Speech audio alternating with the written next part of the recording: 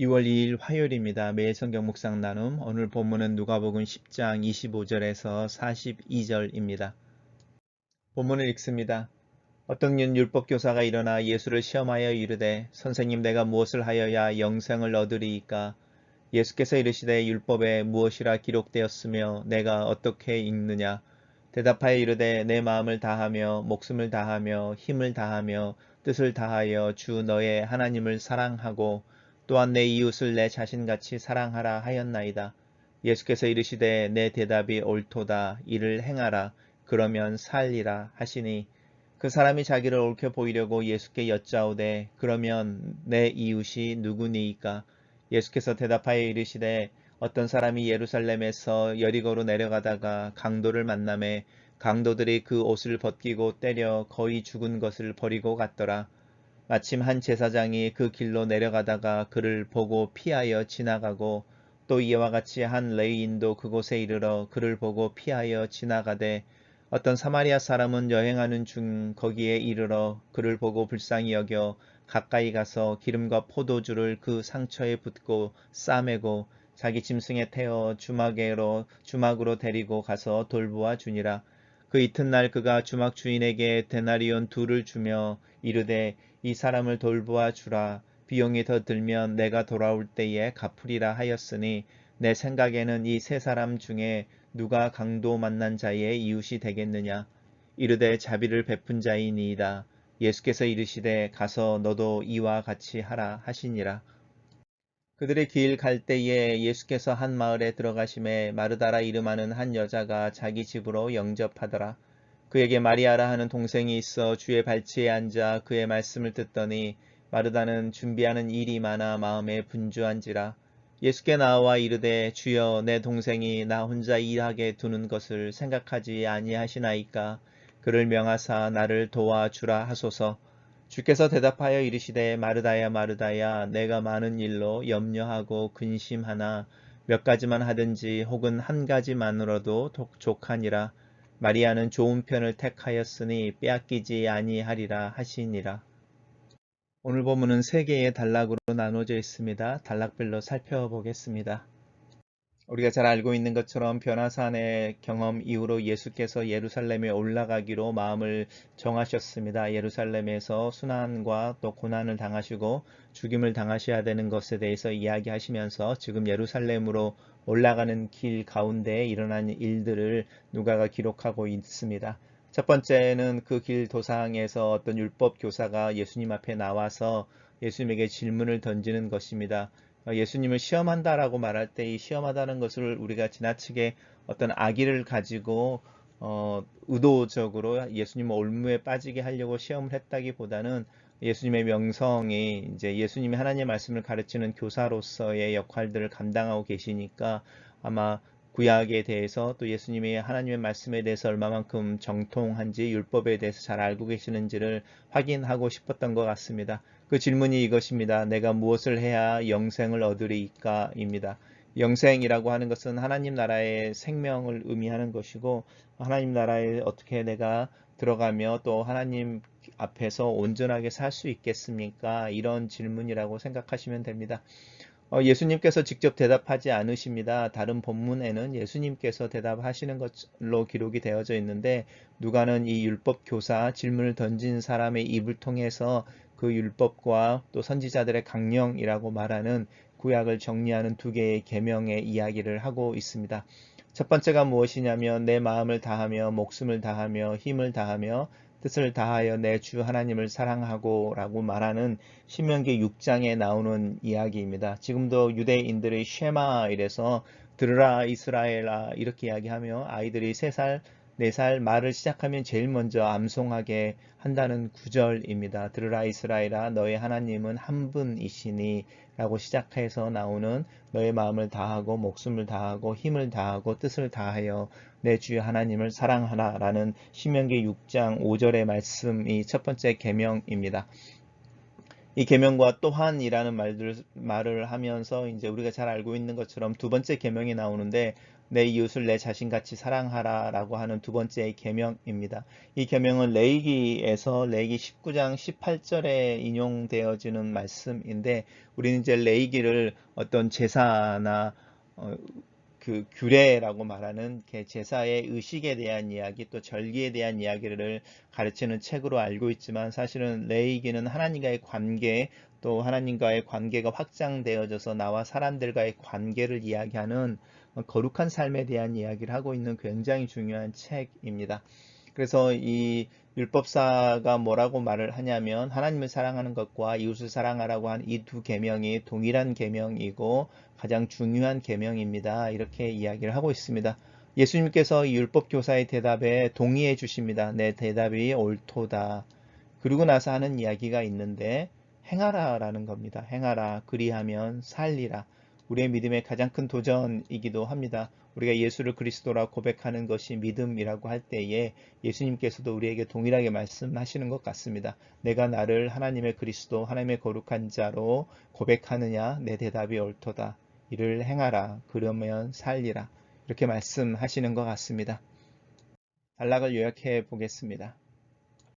저는 이 단락을 예수께서 내 마음을 다하며 목숨을 다하며 힘을 다하며 뜻을 다하여 주 너의 하나님을 사랑하고 또 내 이웃을 내 자신과 같이 사랑하라를 율법의 가르침으로 요약하는 율법 교사에게 내 답이 옳도다. 이를 행하라. 그러면 살리라 라고 하신다. 이렇게 요약해 봤습니다.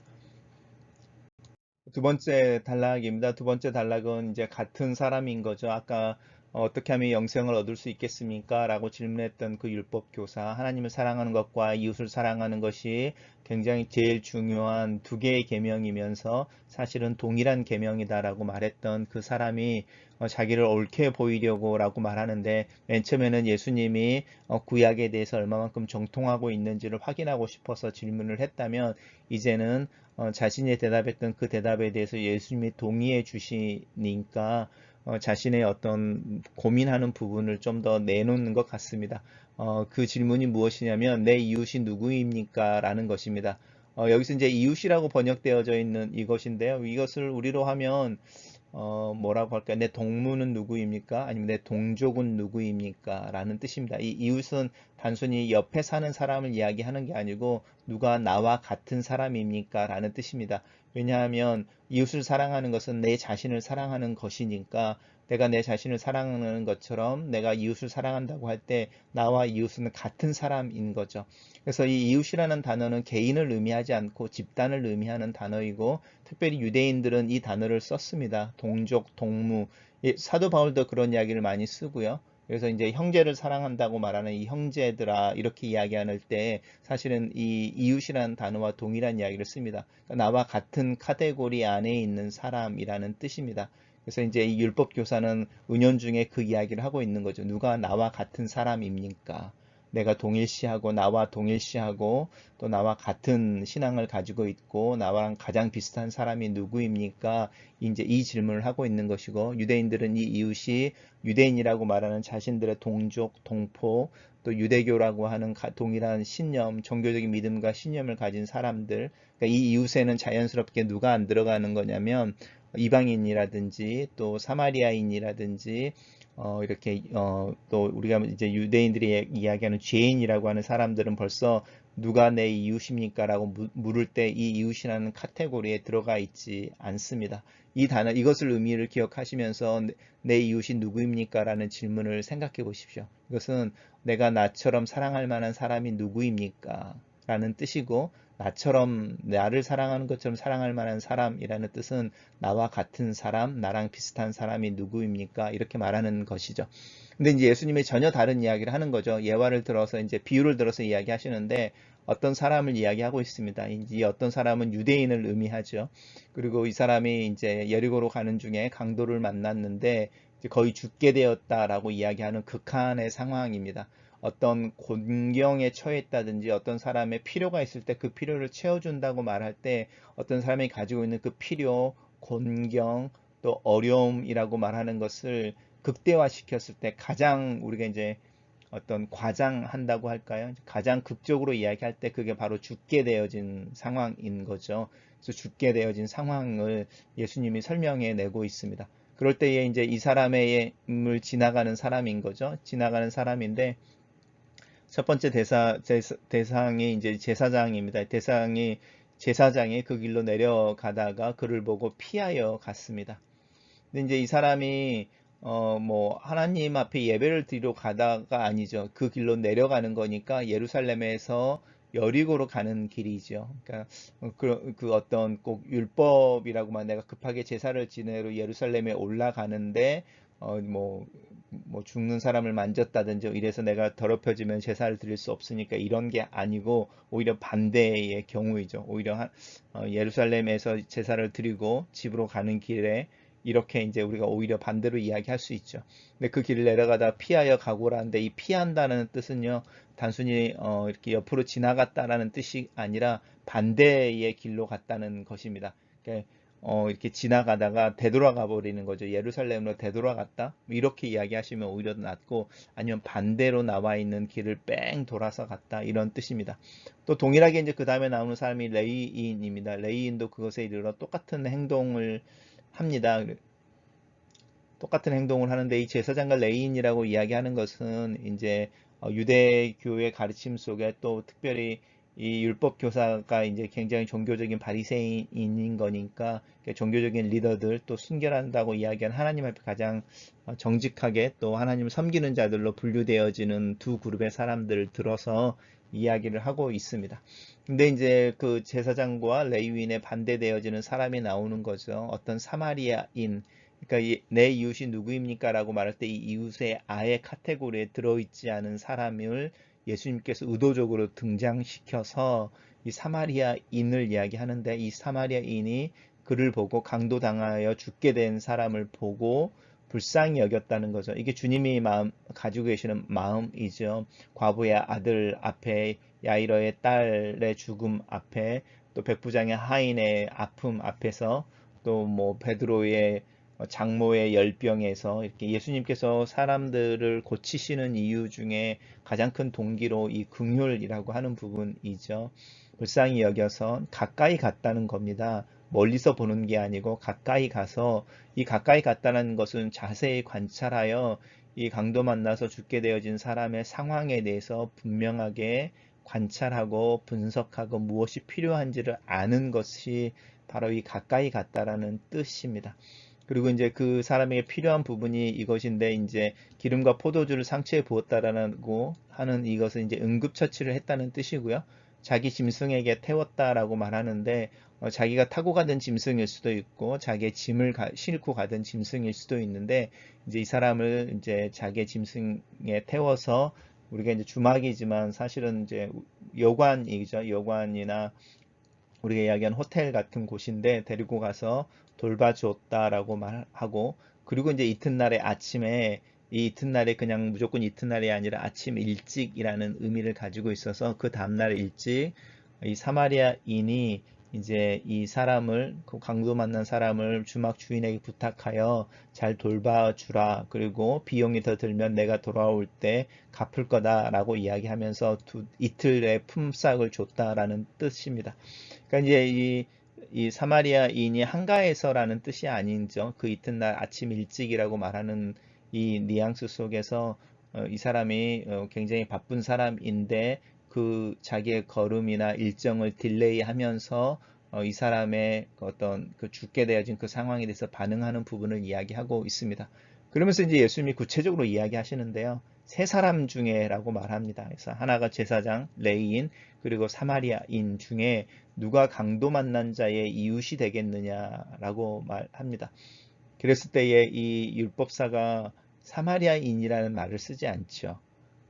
이해가 되시겠죠? 자비를 베푼 사람입니다 라고 말하면서 우리 같으면 사마리아인입니다 이렇게 대답을 했을 텐데, 왜냐하면 예수님이 세 예를 들 때 1번 제사장, 2번 레위인, 3번 사마리아인인 건데, 이 사람은 사마리아인이라는 단어를 절대로 쓰지 않고 이 자비를 베푼 자입니다 라는 말로 표현을 합니다. 아직도 이 이웃이라고 하는 단어를, 개념을 포기하지 않는 거죠. 그럴 때 예수님께서 너도 이와 같이 하라라고 이야기하십니다.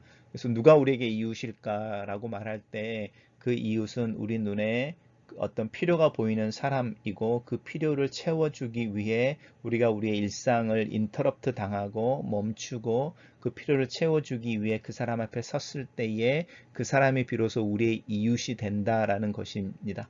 그리고 그 사람에게 그 필요를 채워주려고 할 때는 우리가 가까이 가서 보는 것처럼 그 사람에게 맞는 방법으로 우리가 가질 것이 있어서 도와주는 어떤 그런 식의 구호가 아니라 그 사람에게 맞는 방법으로 그 사람의 필요에 맞춰서 내가 서브를 해주는 철저하게 서브하는 부분 속에 사랑한다라는 단어가 들어있는 것이고 우리가 그렇게 누군가의 이웃이 되는 것이 바로 보이지 않는 하나님을 사랑하는 방법입니다. 이렇게 예수님께서 가르쳐 주고 계십니다.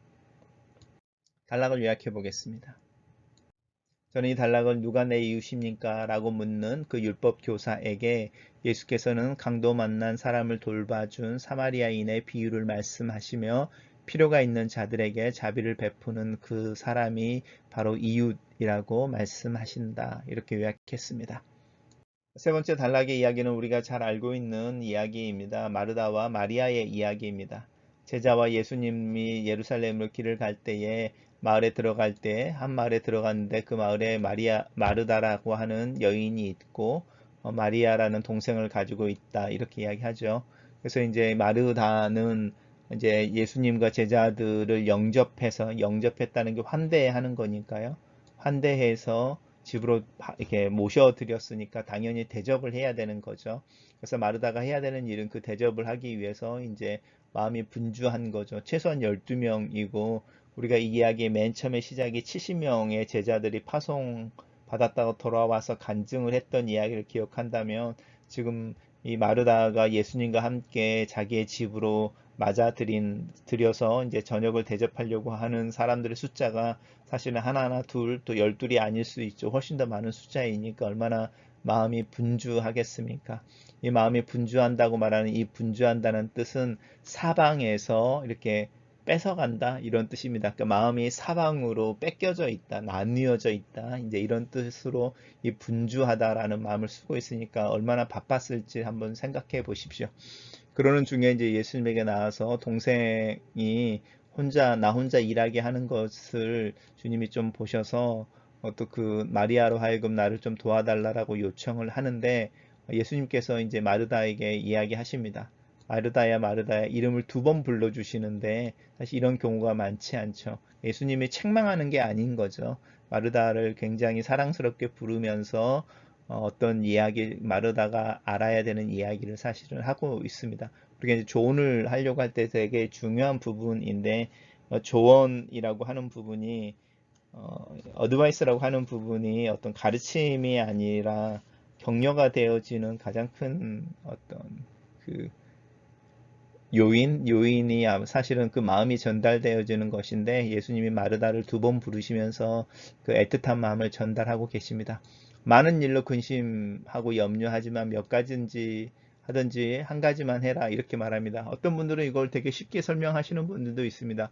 내가 많은 일로 염려하고 근심한다. 이거 무슨 뜻이냐면 이제 밥상의 반찬이나 음식들을 많이 만들려고 고민하고 그래서 마음이 오히려 분주하고 일들이 되게 많은데 그냥 예를 들어서 뭐 국수라든지 뭐 카레라든지 원디시로 음식을 준비하면 돼 이제 이렇게 말하고 계시는 거랑 비슷하죠. 그러니까 이제 너무 많은 것들을 하려고 하는 것 중에 근심하고 염려한다 이것인데 이제 이 염려한다라는 뜻이 나뉜다는 뜻입니다. 근심한다는 거나 그래서 야고보서에서 하나님 앞에서 믿음이 없는 자들은 염려하게 되고 이 염려하는 자들의 마음을 2개의 마음을 품었다 이렇게 말하는데 서로 다른 2개의 마음이 들어와 있는 게 아니고 한 마음이 나뉘어져 버리는 것이죠. 그게 이제 염려하고 근심한다는 뜻입니다. 마음이 나뉘어져 있다. 그런데 뭐 2-3가지만 하든지 아니면 한 가지 음식만을 내놓는 것만으로도 충분해 라고 말하는 거죠. 왜냐하면 마르다가 예수님과 예수님의 제자들을 자기의 집으로 영접해서 모셔드렸을 때는 자신이 가지고 있는 어떤 음식 솜씨를 자랑하기 위한 것도 아니고 자기 집안의 어떤 부분을 자랑하려고 하는 것이 아니고 정말 예수님에 대한 순수한 마음으로 환영의 의미로 받아들인 것이니까 자신이 할 수 있는 것들 중에 하나하나 몇 개를 대접해서 이렇게 예수님께 드리고 그렇게 밥을 먹는 중에 예수님과 교제하고 나누는 것들을 사실 원했을 거 아닙니까? 이제 그것에 대한 이야기를 하는 거죠. 그러면서 이제 이야기하는 것이 마리아가 이 좋은 편을 택했다라고 말하는 거죠. 마리아는 그 나와 함께 있는 것을 가장 중요하게 생각하고 그 중요한 한 가지 그 일을 선택했다라고 이야기하는 부분이고, 그래서 빼앗기지 않는다라고 이야기합니다. 우리는 이제 마르다와 마리아를 어떤 경쟁 관계처럼 여기는데 사실은 둘 다 주님을 섬기는 방법이죠. 주님의 말씀을 듣고 주님을 바라보고 또 주님과 깊은 관계를 맺는 것도 주님과 교제하는 방법이고, 주님을 모셔서 내가 정성껏 음식을 준비해서 그 음식을 대접하는 것도 주님과 교제하는 방법입니다. 그래서 마르다는 그것을 음식을 준비한 다음에 밥상에 앉아서 주님과 교제하는 부분으로 이렇게 순서가 가지만, 마리아는 주님과 교제하고 나중에 밥을 먹고 설거지를 하겠죠. 그 부분들을 한번 생각해 보시면 둘이 경쟁 관계나 어떤 대조되는 것이 아니라 우선순위에 있어서 주님을 향한 내 마음을 어떻게 표현하는가라고 이야기할 때 그 마음이 다른 것에 분주해지거나 나뉘거나 빼앗겨지지 않도록 하는 방법, 그 방법은 주님의 앞에서 내 마음이 무엇을 향해 있는지 또 어떤 것이 중요한지를 우선순위를 분명히 해서 제일 중요한 것을 주님과 또 주님을 위하여 하는 것에 대한 이야기를 하고 있습니다. 단락을 요약해 보겠습니다.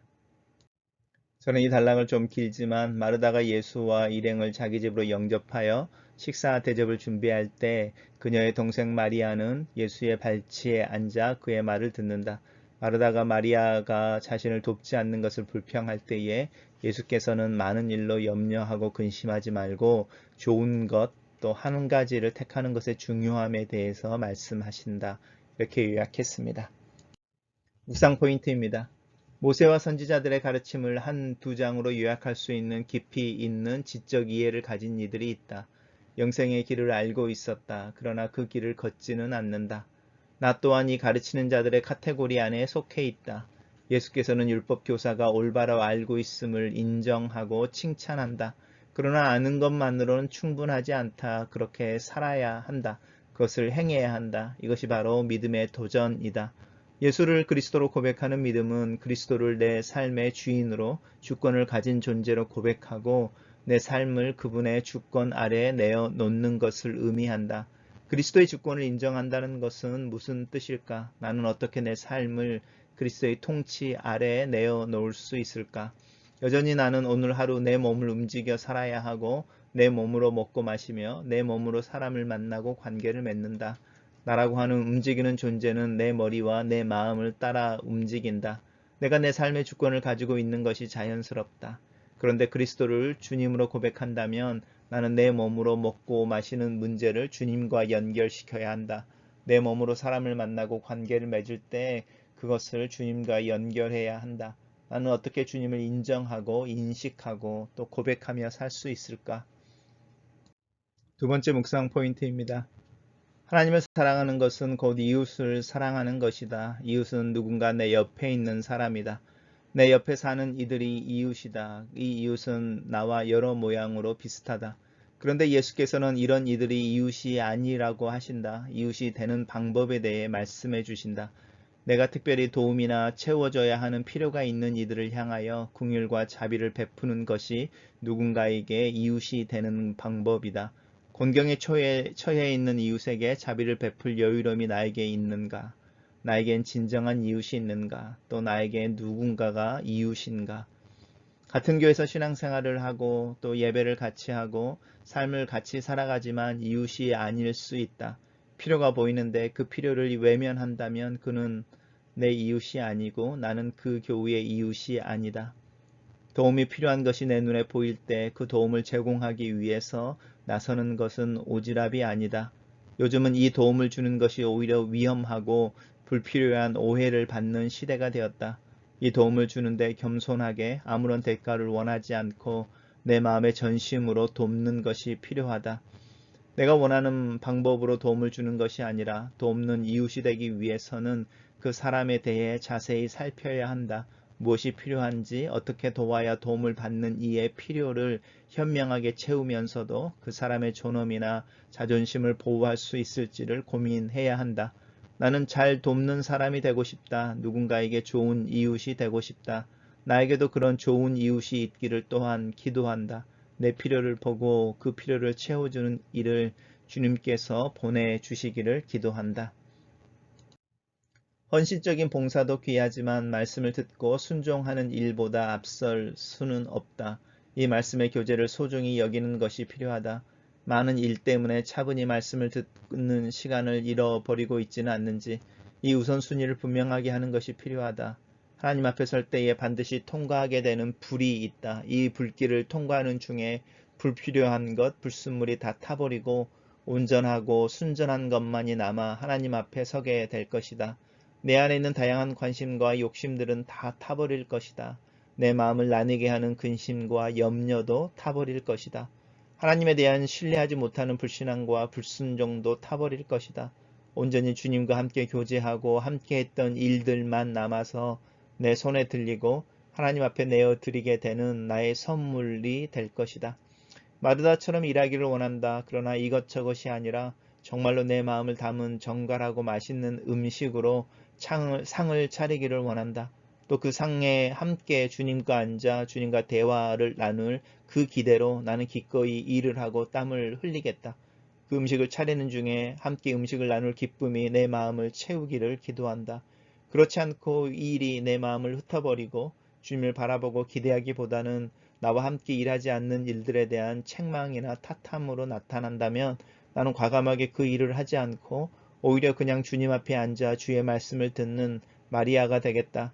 마르다처럼 살든지 마리아처럼 살든지 주님에 대한 내 마음이 그 결정의 열쇠가 되기를 기도한다. 글로 쓰는 기도입니다. 오늘도 주님의 복음을 읽습니다. 말씀을 가까이 하는 이유는 하나님을 더 알고 하나님의 마음을 더 알고 내 삶이 그리스도의 삶을 더 담기를 원하기 때문입니다. 매일 반복되는 것 같은 이 묵상의 시간이 내 영의 양식임을 알고 있습니다.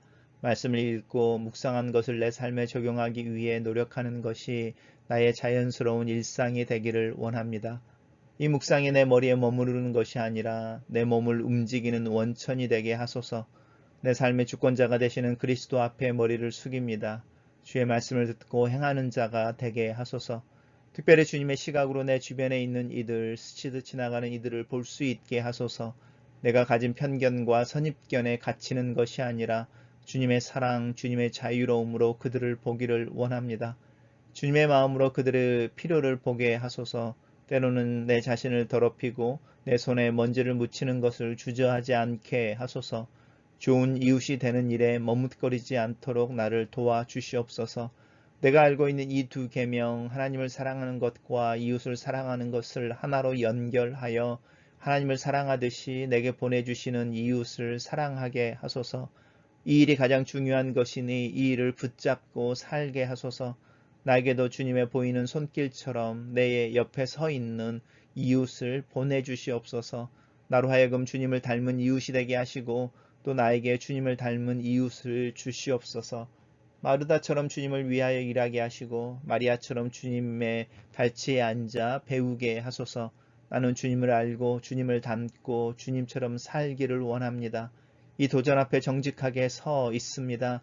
주님, 내 마음을, 내 몸을, 내 삶을 온전히 주관하시옵소서. 예수님 이름으로 기도합니다. 아멘.